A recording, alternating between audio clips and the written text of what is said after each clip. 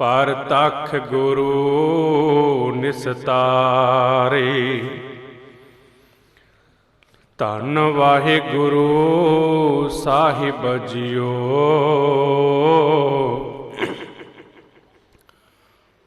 ਤੇਰੀ ਚਾਲ ਸੁਹਾਵੀ ਮਧੁਰਾੜੀ ਬਾਣੀ। ਕੋਕਨ ਕੋਕਿਲਾ ਤਰਲ ਜੁਆਨੀ, ਤਰਲਾ ਜੁਆਨੀ ਆਪ ਪਾਣੀ। ਇਛ ਮਨ ਕੀ ਪੂਰੀਏ, ਸਾਰੰਗ ਜਿਉ ਪਗ ਧਰੈ ਠਿਮ ਠਿਮ।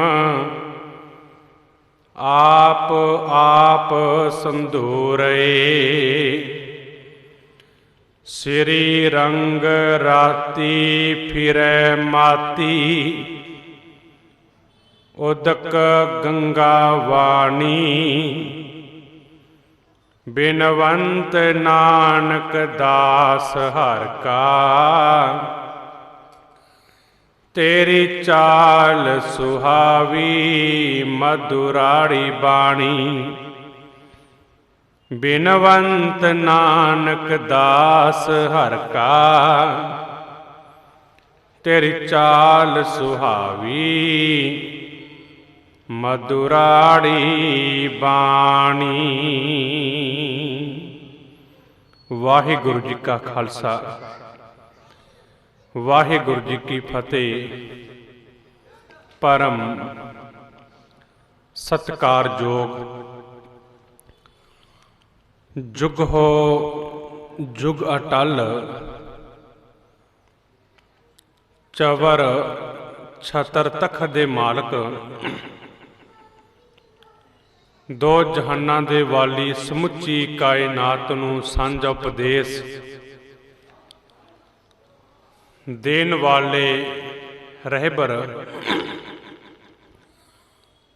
ਗੁਰਤਾ ਗੱਦੀ ਦੇ ਸੁਭਾਏਮਾਨ ਧੰਨ ਧੰਨ ਸ੍ਰੀ ਗੁਰੂ ਗ੍ਰੰਥ ਸਾਹਿਬ ਮਹਾਰਾਜ ਜੀ ਦੀ ਪਾਵਨ ਪਵਿੱਤਰ ਨਿੱਘੀ ਹਜ਼ੂਰੀ ਦੇ ਵਿੱਚ ਜੁੜ ਬੈਠੇ ਤੇ ਪਿਆਰ ਸਤਿਕਾਰ ਸਤ ਸੰਗੀ ਜਨੋ, ਸੰਧਿਆ ਵੇਲੇ ਦੇ ਦੀਵਾਨਾਂ ਦੇ ਵਿੱਚ ਜੁੜ ਬੈਠ ਕੇ ਉਸ ਕਰਤੇ ਪ੍ਰਮਾਤਮਾ ਦੀ ਸਿਫਤ ਸਲਾਹ ਦੀਆਂ ਵਡਿਆਈਆਂ, ਉਸ ਮਾਲਕ ਦੀ ਬਾਣੀ ਨੂੰ ਜੋ ਆਪਾਂ ਸਰਵਣ ਕਰ ਰਹੇ ਹਾਂ, ਜਿਸ ਵਾਹਿਗੁਰੂ ਪਰਮਾਤਮਾ ਨੇ ਸਾਰੇ ਬ੍ਰਹਮੰਡ ਖੰਡ ਇਸ ਕੁਦਰਤ ਨੂੰ ਰਚਿਆ ਹੋਇਆ ਹੈ,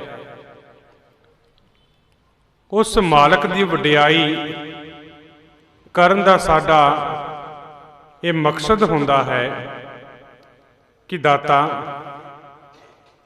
ਤੇਰਾ ਦਿੱਤਾ ਖਾ ਰਹੇ ਹਾਂ, ਤੇਰਾ ਦਿੱਤਾ ਪਹਿਨ ਰਹੇ ਹਾਂ।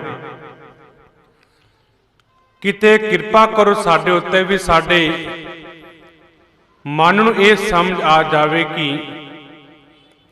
ਕਿ ਜਿੰਨੇ ਵੀ ਸਵਾਸ ਨਿਕਲਦੇ ਹਨ, ਹਰੇਕ ਸਵਾਸ ਦੇ ਉੱਤੇ ਤੁਹਾਡਾ ਨਾਮ ਹੋਵੇ, ਹਰੇਕ ਸਵਾਸ ਦੇ ਨਾਲ ਤੁਹਾਨੂੰ ਸਿਮਰਿਆ ਜਾਵੇ। ਤਾਂ ਇਹ ਤਾਂ ਸਤਿਗੁਰੂ ਮਹਾਰਾਜ ਜੀ ਨੇ ਗੁਰਬਾਣੀ 'ਚ ਬਚਨ ਕੀਤਾ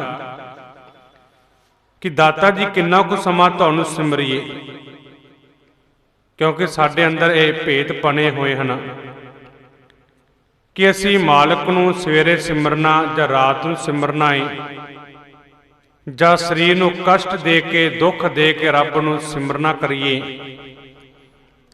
ਜੋ ਸਤਿਗੁਰੂ ਮਹਾਰਾਜ ਦੀ ਬਾਣੀ ਪੜ੍ਹਦੇ ਹਾਂ ਤੇ ਦਾਤਾ ਕਿਰਪਾ ਕਰਦੇ ਨੇ, ਉੱਠਤ ਬੈਠਤ ਸੋਵਤ ਧਿਆਈਐ, ਮਾਰਗ ਚਲਤ ਹਰੇ ਹਰਿ ਗਾਈਐ।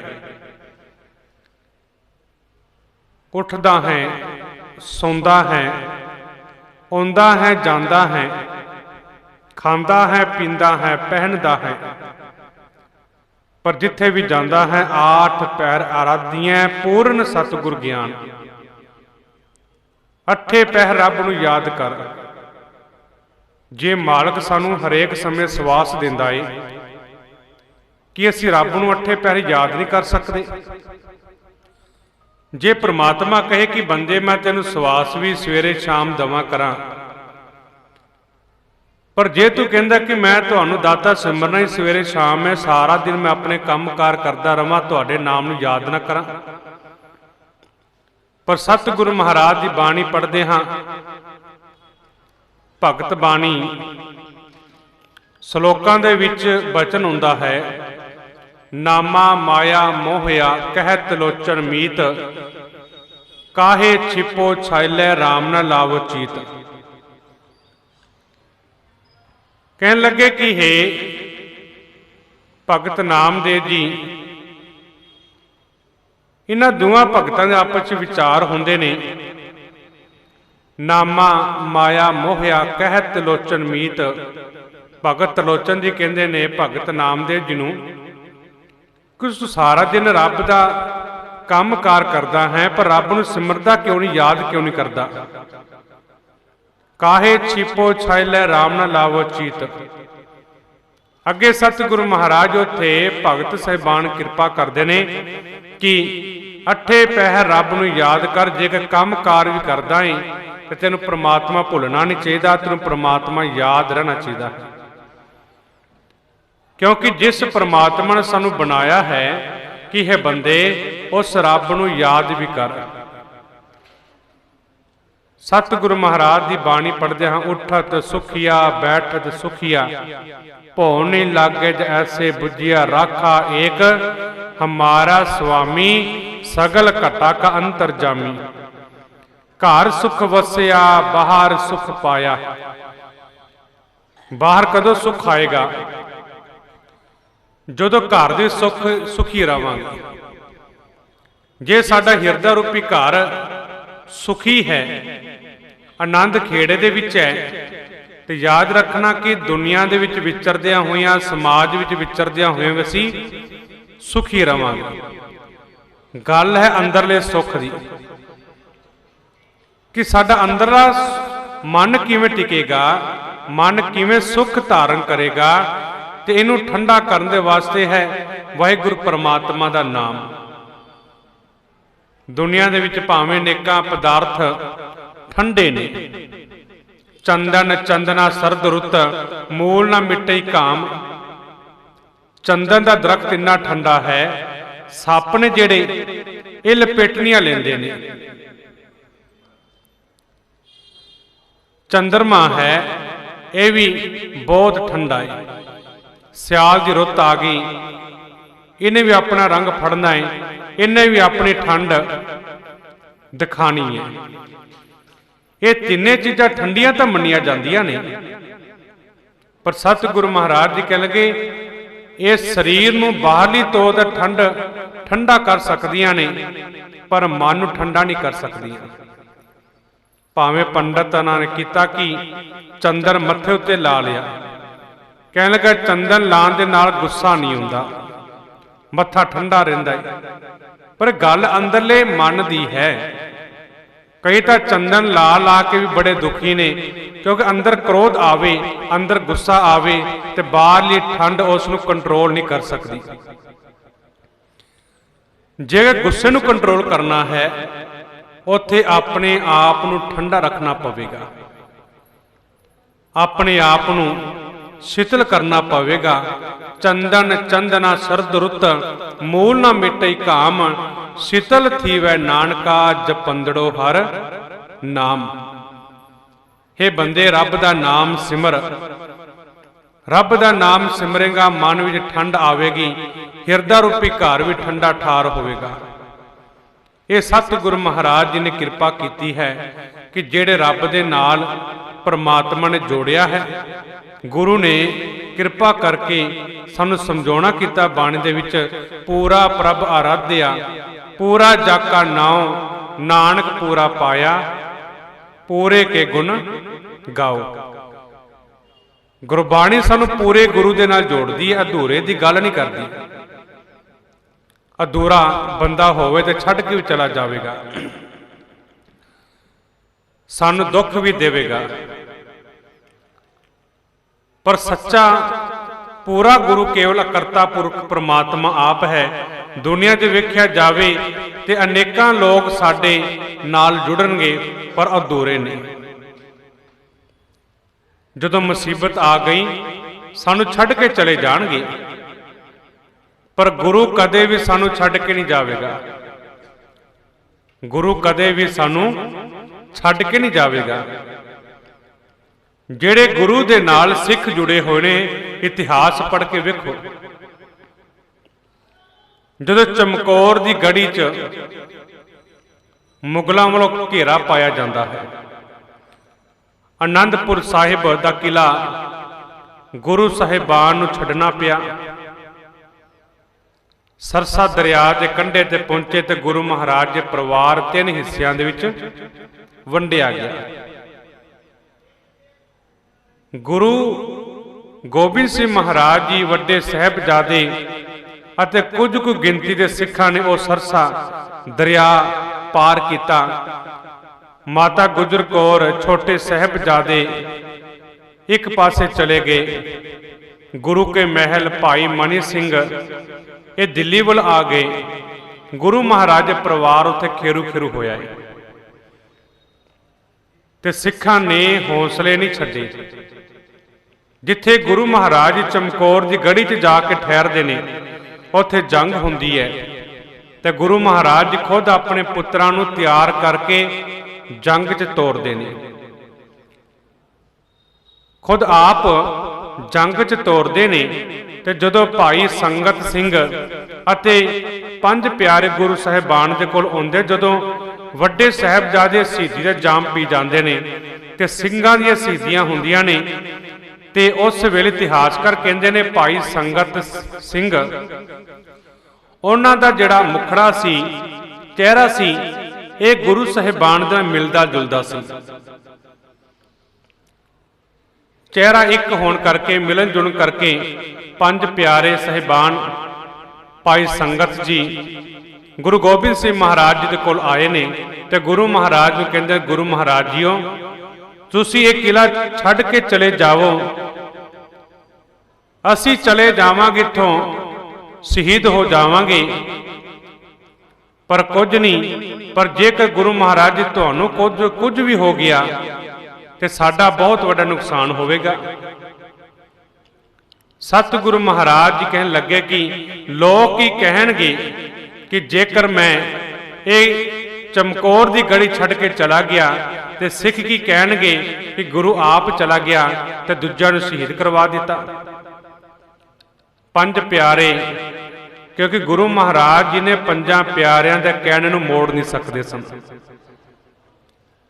5 ਪਿਆਰਿਆਂ ਦਾ ਇੱਕੋ ਹੀ ਤਰੀਕਾ ਸੀ ਕਿ ਗੁਰੂ ਮਹਾਰਾਜ ਖੁਦ 5 ਪਿਆਰੇ ਤਿਆਰ ਕੀਤੇ ਨੇ, ਇਹਨਾਂ ਦੇ ਕਹਿਣ ਨੂੰ ਕੋਈ ਵੀ ਨਹੀਂ ਮੋੜ ਸਕਦਾ, ਤੇ ਗੁਰੂ ਮਹਾਰਾਜ ਨੂੰ ਉਹਨਾਂ ਦਾ ਕਹਿਣਾ ਮੰਨਣਾ ਪਿਆ।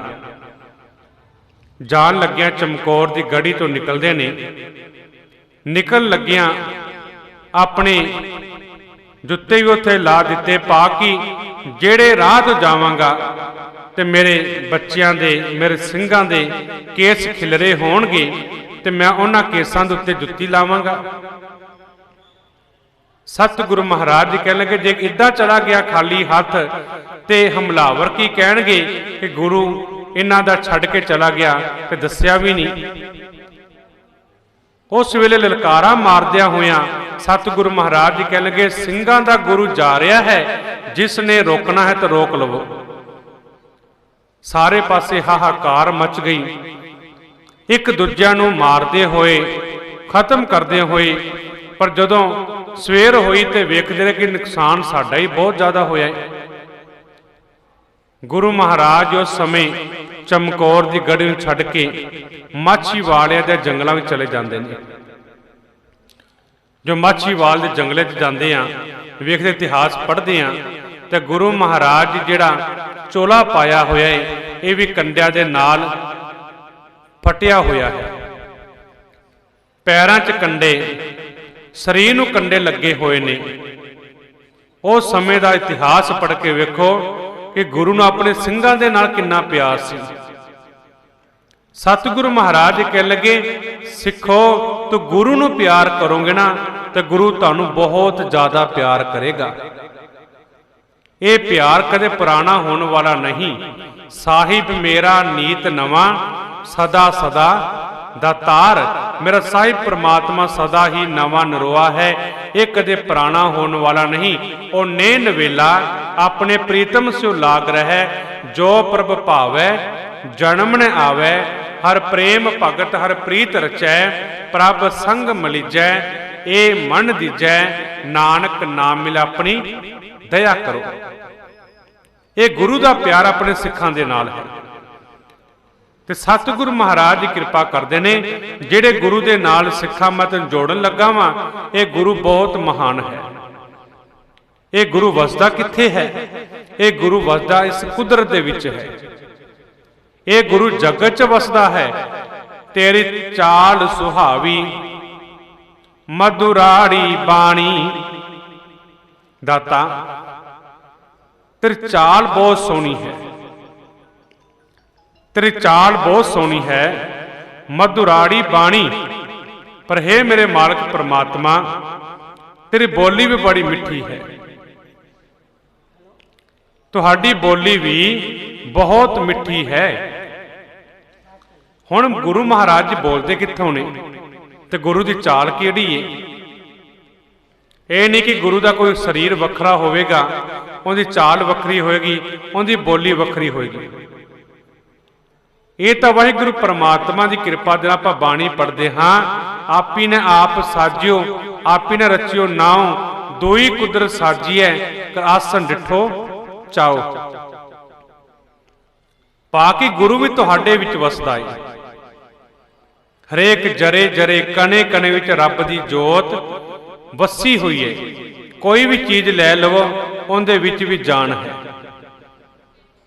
कि छोटे छोटे कीड़े मकोड़े ने, उन्हां कीड़ियां मकोड़ियां दे विच भी रब दी जान वसी हुई है। रब दी जोत टिकी हुई है। सभै घट राम बोलै, रामा बोलै, राम बिना को बोलै रे। जिस तरह साडी अपनी बोली है, जानवरां दी अपनी बोली है, कीड़े मकोड़े की अपनी बोली है। हरेक जीव की अपनी अपनी बोली है। उन्हां कीड़ियां दे विच भी, पशु जानवरां दे विच भी रब की जोत वसी हुई है। उस परमात्मा की बोली बड़ी मिठी है। उस रब की चाल बड़ी सुहावी है, बड़ी सोहनी है। कोकन कोकिला तरल जुआनी। सतगुरु महाराज जी कहन लगे, उस वाहिगुरु परमात्मा की जवानी, ये जी जवानी है, एक कोयल, ये जी वाहिगुरु परमात्मा की जवानी है, एक कोयल के वांगू कूक रही है। आपां देखदे हां कोयल की जिहड़ी आवाज़ है, ये बहुत मिठी आवाज़ है। गुरमुख की तुलना कोयल दे नाल कीती गई है। जेकर आपां अपनी जीव तो मिठे बोल बोलांगे, चंगे बोल बोलांगे, तो लोग सानू सियाणा कहणगे, समझदार कहणगे। पर जेकर अपनी रसना तो, अपने जीव तो कूड़े झूठे बोल बोलांगे, माड़े बोल बोलांगे, लोग सानू लाहनता पाउणगे। मिठ बोलड़ा जी वो सज्जन स्वामी मोरा, वो सम्मल थकी जी वो कदे ना बोलिया कोरा। रब कदे कोड़े बोल नहीं बोलता। जिन्हां गुरमुखां दे विच रब दी जोत है, परमात्मा दी जोत है।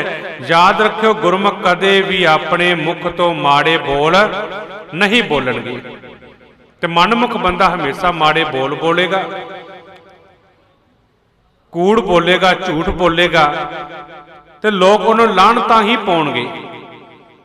तरला जवानी आप पानी, इछ मन की पूरीए। इछ मन की पूरीए, मन की इच्छा पूरी करने वाला परमात्मा करता वाहिगुरु। उस वाहिगुरु परमात्मा की जवानी है जेड़ी, तो जिहड़ी जवानी का जिक्र सतगुरु महाराज जी कर रहे ना, कि साडे अंदर भी रब की जोत वसी हुई है। ये सत्ता जो रब ने साडे अंदर टिकाई हुई है, तो बंदा उस जवानी तो बिना चल भी नहीं सकता। क्योंकि शरीर का जो स्टैप है ये हौली हौली वधदा वधदा घटना शुरू हो जाता है। बच्चा है जमदा बच्चे एक बारी उठदा भजदा नहीं, उन्होंने बच्चे नूं थोड़ा वड्डा हुंदा है रिढ़दा है, गोडे रगड़दा है, हौली हौली तुरना सिखदा है, तो तुरना शुरू सिखदा है, भजना भी शुरू कर दिंदा है। जो भजदा है दौड़दा है तो हौली हौली जवान हुंदा है, तो जवान होने तो बाद ये हौली हौली उम्र जिहड़ी है ये ढलनी शुरू हो जाती है। बाकी जिंदगी जिहड़ी है एक बच्चे तो जवानी, जवानी तो बुढ़ेपे वल वधदी है। जिहड़ा कारज जवानी विच कीता जांदा है बुढ़ेपे दे विचों शरीर वो काम नहीं कर पाता। जवानी विल बच्चा दौड़दा भी है, 20-22 साल उम्र होवे बच्चा प्रैक्टिस करे तो दौड़ भज बहुत तेज भी करता है, पर जिवें जो उम्र वधदी जाती है 30-35 साल का होया तो जो जवानी विल दौड़ भज करता सी वो बुढ़ेपे दे विच वो शरीर के कर्म इंद्र ने जिहड़े एक काम करनों छड्ड जांदे ने। भाव कि सतगुरु महाराज जी कहन लगे मेरे मालक जिहड़ा है ये सदा ही जवान है, इच मन की पूरीए वो परमात्मा साडे मन की तमन्ना नूं पूरी करन वाला है। सारंग जियो पग धरै ठिम ठिम, जिवें हाथी है, सारंग दा भाव है हाथी। हाथी अपने पैर बहुत हौली हौली रखता है, प्यार दे नाल चलता है, हौली हौली चलेगा। महावत हाथी उत्ते बैठ जाता है ते हाथी अपनी चाल चली जाता है। आप संदूर है। हुण सतगुरु महाराज जी कहन लगे वो परमात्मा बहुत सोहना है, परमात्मा बहुत चंगा है, जिहड़े रब दे नाल गुरु महाराज सानू जोड़ना कीता है। सतगुरु महाराज कृपा करदे ने। श्री रंग राती फिरै माती उदक गंगा वाणी। श्री रंग राती जेड़ियां जीव इस्त्रियां उस करते वाहिगुरु परमात्मा दे रंग विच जुड़ जांदियां ने, रंगियां जांदियां ने। फिरै माती, माती दा भाव मस्त रहिंदियां ने। जिस तरह हाथी मस्त हो जावे इस तरह वो जी रूपी इस्त्रियां परमात्मा दे रंग विच रंगिया जांदियां ने ते कहन लगदे दाता काया रंगण जे थिए प्यारे पाइए नाम मजीठ, रंगण वाला जे रंगै साहिब ऐसा रंगना डीठ। जिनके चोले रतड़े प्यारे कंत तिना के पास, जिन्हां दे हिरदे रूपी चोले परमात्मा दे रंग विच रंगे गए ने ते वो जी रूपी इस्त्रियां परमात्मा दे घर विच कबूल हो जांदियां ने। कंत तिना के पास धूड़ तिना की जे मिलै जी, कहो नानक की अरदास आपे साजे आपे रंगे आपे नदर करे, नानक कामन कंतै भावै आपे ही रावे। जे परमात्मा नूं भा जावे चंगे लगिए ते गुरु भी अपने सिखां उत्ते गुरमुखां उत्ते सेवक जन उत्ते आप कृपा करदा है। वो परमात्मा दे विच इवें मिल जांदियां ने जिवें गंगा दा पानी, पानी जदों नदियां मिलदियां आपस दे विच एक जोत हो जांदियां ने। इसे तरह सतगुरु महाराज जी कहंदे ने गुरमुख बंदा परमात्मा दे विच मिल जाता है, एक मिक हो जाता है। बिनवंत नानक दास हर का। सतगुरु महाराज जी कहते हैं ये दास जिहड़ा ना ये सेवक है, ये हरि जन दा सेवक। तेरी चाल सुहावी मधुराड़ी बाणी। गुरु दे सेवक दी चाल है जिहड़ी ये बहुत सोहनी सुहावनी मधुराड़ी बाणी। उहदी बोली भी गुरु दे वांगू मिठी है। जिस तरह गुरु अपने बच्चों के नाल प्रेम करता है, लगाव करता है, जिहड़ी बाणी मेरे गुरु दी है यही बाणी यही बोली ये मिठास सेवक भगत जन दी बन जाती है। हुण परमात्मा किते होर नहीं, शब्द तो समझ आउंदी है परमात्मा साडे अंदर ही वसिया होया है। घर ही में अमृत भरपूर है, मनमुखा साध ना पाया ਜਿਉ ਕਸਤੂਰੀ ਮਿਰਗ ਨਾ ਜਾਣੈ ਭਰਮ ਦਾ ਭਰਮ ਭੁਲਾਇਆ। ਬੜੀਆਂ ਪਿਆਰੀਆਂ ਉਦਾਹਰਨਾਂ ਗੁਰੂ ਨਾਨਕ ਦੇਵ ਮਹਾਰਾਜ ਜੀ ਵਰਤ ਰਹੇ ਨੇ। ਦਾਤਾ ਜੀ ਕਹਿੰਦੇ ਸਾਰਾ ਕੁਝ ਘਰ ਦੇ ਵਿੱਚ ਮੌਜੂਦ ਹੈ, ਘਰ ਹੀ ਮੈਂ ਅੰਮ੍ਰਿਤ ਭਰਪੂਰ ਹੈ, ਮਨ ਮੁੱਖਾਂ ਸਾਧ ਨਾ ਪਾਇਆ। ਪਰ ਮਨ ਦੇ ਪਿੱਛੇ ਚੱਲਣ ਵਾਲੇ ਮਨੁੱਖ ਨੇ ਆਪਣੀ ਜ਼ਿੰਦਗੀ ਦਾ ਸਵਾਦ ਹੀ ਨਾ ਖੱਟਿਆ। ਸਾਰੀ ਉਮਰ ਆਪਣੇ ਮਨ ਦੀ ਕਰਦੇ ਰਹੇ ਤੇ ਗੁਰੂ ਦੀ ਗੱਲ ਮੰਨਣ ਦਾ ਯਤਨ ਨਾ ਕੀਤਾ। ਜਿਉ ਕਸਤੂਰੀ ਮਿਰਗ ਨਾ ਜਾਣੈ। ਮਿਰਗ ਦਾ ਭਾਵ ਹੈ ਹਿਰਨ। ਹਿਰਨ ਦੀ ਨਾਭੀ ਦੇ ਵਿੱਚ ਕਸਤੂਰੀ ਭਾਵ ਕਿ ਸੁਗੰਧੀ ਹੈ, ਪਰ ਹਿਰਨ ਨੂੰ ਨਹੀਂ ਪਤਾ ਕਿ ਸੁਗੰਧੀ ਮੇਰੀ ਧੁੰਨੀ ਦੇ ਵਿੱਚੋਂ, ਨਾਭੀ ਦੇ ਵਿੱਚੋਂ ਆ ਰਹੀ ਹੈ। ਸਤਿਗੁਰੂ ਮਹਾਰਾਜ ਜੀ ਕਹਿਣ ਲੱਗੇ ਇਸੇ ਤਰ੍ਹਾਂ ਸਾਰਾ ਕੁਝ ਸਾਡੇ ਸਰੀਰ ਦੇ ਅੰਦਰ ਪਿਆ ਹੋਇਆ ਦਇਆ, ਧਰਮ, ਧੀਰਜ, ਸੰਤੋਖ, ਦੈਵੀ ਗੁਣ ਸਾਡੇ ਅੰਦਰ ਨੇ। ਪਰ ਬੰਦਾ ਰੱਬ ਨੂੰ ਲੱਭਣ ਵਾਸਤੇ ਬਾਹਰ ਭਾਲਦਾ ਹੈ ਕਿ ਮੇਰਾ ਪ੍ਰਮਾਤਮਾ ਕਿਤੇ ਬਾਹਰ ਬੈਠਾ ਹੋਇਆ ਹੈ। ਪਰ ਜਿਨ੍ਹਾਂ ਨੇ ਰੱਬ ਨੂੰ ਜਾਣ ਲਿਆ, ਬਿਨਵੰਤ ਨਾਨਕ ਦਾਸ ਹਰਿ ਕਾ, ਇਹ ਨਾਨਕ ਦਾਸ ਬੇਨਤੀ ਕਰਦਾ ਹੈ ਤੇਰੀ ਚਾਲ ਸੁਹਾਵੀ ਮਧੁਰਾੜੀ ਬਾਣੀ। ਉਸ ਗੁਰਮੁਖ ਦੀ, ਉਸ ਸੇਵਕ ਦੀ ਚਾਲ ਵੀ ਗੁਰੂ ਵਰਗੀ ਹੈ ਤੇ ਬੋਲੀ ਵੀ ਗੁਰੂ ਪ੍ਰਮਾਤਮਾ ਵਰਗੀ ਹੈ। ਸਤਿਗੁਰੂ ਮਹਾਰਾਜ ਜੀ ਕਿਰਪਾ ਕਰਨ ਇਹ ਪਾਵਨ ਪਵਿੱਤਰ ਸ਼ਬਦ ਸਾਡੀ ਜ਼ਿੰਦਗੀ ਦਾ ਆਹਾਰ ਬਣ ਜਾਵੇ। ਇਤਨੀਆਂ ਕੁ ਵਿਚਾਰਾਂ ਪ੍ਰਵਾਨ ਕਰਨੀਆਂ। ਪ੍ਰਵਾਨੋ ਜੀ ਫਤਿਹ। ਵਾਹਿਗੁਰੂ ਜੀ ਕਾ ਖਾਲਸਾ, ਵਾਹਿਗੁਰੂ ਜੀ ਕੀ ਫਤਿਹ।